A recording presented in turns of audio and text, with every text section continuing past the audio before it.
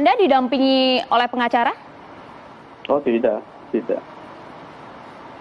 Kalau sang ayah kan sempat didampingi oleh pengacara, Anda juga Iya. informasinya sempat ditawarkan. Mengapa tidak menggunakan jasa kuasa hukum? Ya kan kita nggak salah ya. Itu yang meninggal kan mama sama adik saya. Ya nanti kalau misalnya sudah ditetapkan sebagai ada tersangka, nah kita pakai jasa untuk kuasa hukum untuk keluarga kami, keluarga dari mama. Oke. Tapi kalau rumahnya Papa ini, sepengetahuan Kang Yoris begitu, banyak dikunjungi orang nggak, terbuka nggak buat siapa saja atau hanya terbatas saja gitu? Kalau terbuka sih kan kadang-kadang kita nerima tamu ya, tamu dari Papa biasanya gitu kan. Ya saya juga nggak kenal sih, satu persatu itu nggak kenal saya. Kadang-kadang ya teman Papa gitu kan. Kalau misalnya dari saya sendiri mungkin paling juga ya kalau misalnya ke rumah gitu kan, ke rumah yang di Cisirti TKP, saya itu biasanya ya ke sana aja gitu kan, ya sambil bekerja kan, itu juga kantor yayasan juga sih. Gitu. Jadi akses untuk masuk ke dalam rumah itu sebenarnya bisa dijangkau oleh sejumlah orang ya? Iya. Analisa kehidupan. Selamat berjumpa lagi sahabat-sahabatku, saudara-saudaraku yang saya hormati dan saya cintai. Semoga kita sehat selalu, dipanjangkan umur dan tetap bisa melihat siapa pembunuh Rajapati, pembunuh terhadap Bu Tuti dan Amelia. Ya kadang-kadang ingin menyebutkan kata pembunuh agak kasar rasanya, tapi begitulah, sudah terbiasa, terpaksa kita menyebutkan Rajapati saja, saudara-saudaraku. Dalam analisa kali ini kita mencoba menganalisa saudara Yoris lagi sebagai anak dan sebagai ketua pengurus yayasan keluarga tersebut.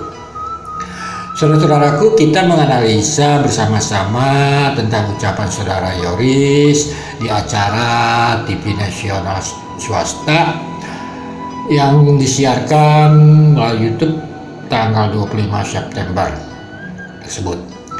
Saya mengambil dua potongan klip di sana. Pertama tentang pertanyaan saudara Yoris tidak memakai pengacara atau PH. Dan itu kita tidak perlu menganalisanya lagi sebab sudah terbukti dengan seiringnya waktu. Saudara-saudara tahu kan apa yang terjadi dan faktanya terjadi. Yang kita ingin analisa, saudara-saudaraku sekalian yang saya hormati, antara hubungan orang tua dan anak, ya, saudara Yoris dengan Yosef. Di samping juga mengenai tentang yayasan tersebut. Di sana ditanyakan tentang masalah TKP dari reporter tersebut. Dan saudara Yoris menjawab, saudaraku, dengan gamblang mengatakan, kadang-kadang kita menerima tamu, kadang-kadang kita menerima tamu dari Papa, biasanya saya juga nggak kenal sih, satu itu saya nggak kenal, kadang-kadang teman Papa.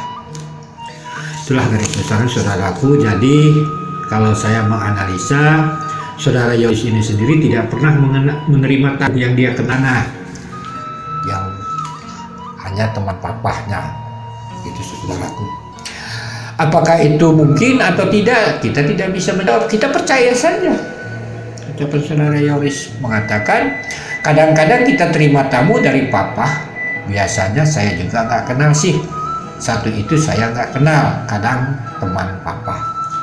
Saudaraku, dia tidak pernah mengatakan dia kenal teman dia yang di sana, berarti hanya mengatakan papahnya. Padahal di sana adalah kantor merangkap rumah, dalam kurung TKP. Bagaimana kita bisa menganalisanya? Seorang ketua pengurus yayasan menaungi lembaga pendidikan SMK dan SMP, tidak kenal yang datang ke sana.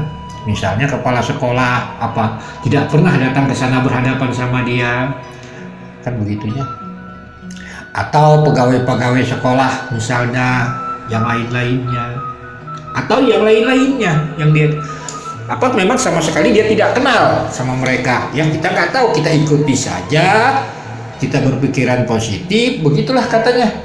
Kadang-kadang kita terima tamu dari papa, biasanya saya juga nggak kenal sih.